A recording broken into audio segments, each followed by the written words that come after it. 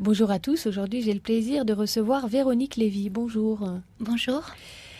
On va pas se voiler la face, vous êtes la sœur de BHL, de Bernard-Henri Lévy, et vous avez écrit un livre, parce qu'il faut aller droit au but, Montre-moi ton visage. Vous avez vécu, vous êtes en train de vivre une conversion, une transformation complète, vous avez rencontré Jésus, vous êtes mystique. Oh là là, il paraît, si mystique est de tendre de toute son énergie, de tout son désir vers le Christ. Votre livre est un cri d'amour et avec des propos de femme amoureuse. Oui, il paraît aussi, mais en fait vous avez parlé de voile. Eh bien oui, la couverture du livre, c'est Sainte Véronique qui se précipite à travers la foule des soldats pour ôter son voile. Et à l'époque, Dieu sait que c'était très difficile de faire ça. Les femmes étaient voilées. Et elle le dépose sur le visage du Christ. Donc ce livre, voilà, c'est effectivement... On dirait que votre prénom vous a rattrapé. Oui, il n'y a pas de hasard. Un prénom est une vocation ou une mission, en tout cas dans l'Ancien Testament. Et donc, ça n'est pas un hasard si mon père m'a donné ce prénom sans savoir et sans connaître le sens étymologique, qui veut dire image véritable. Eh bien, voilà, Dieu, comme dit saint Augustin, prière, que ta prière soit désir, que ton désir soit prière.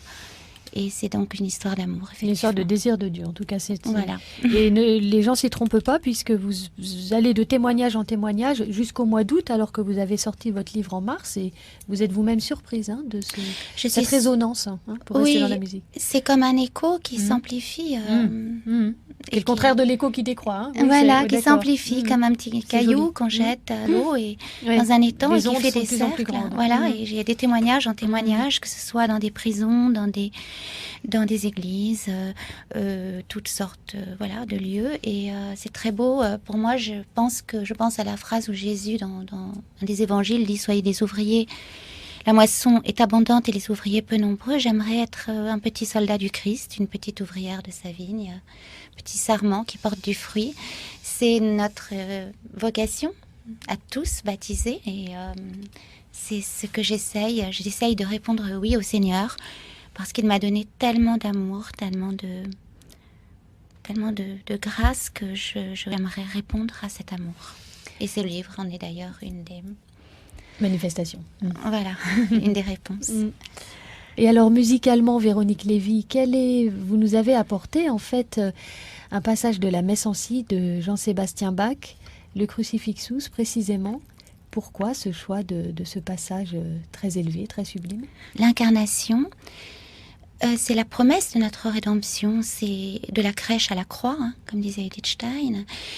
Et la croix, ça fait peur, et pourtant, c'est la promesse de notre rédemption, c'est la résurrection, et c'est l'amour, et la vie qui mettent à mort la mort, qui triomphe de la mort.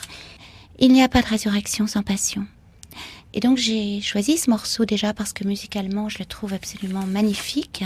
Il y a la basse obstinée qui est basée sur une descente chromatique qui tient tout au long de la pièce. On la retrouve 13 fois. Et la 13e fois, c'est une modulation en majeur, sans doute pour marquer l'accomplissement. Tout est achevé. Et donc, cette victoire de l'amour, cette victoire de la vie sur la mort. Mort, où est ton dard, où est ton aiguillon, comme nous dit saint Paul.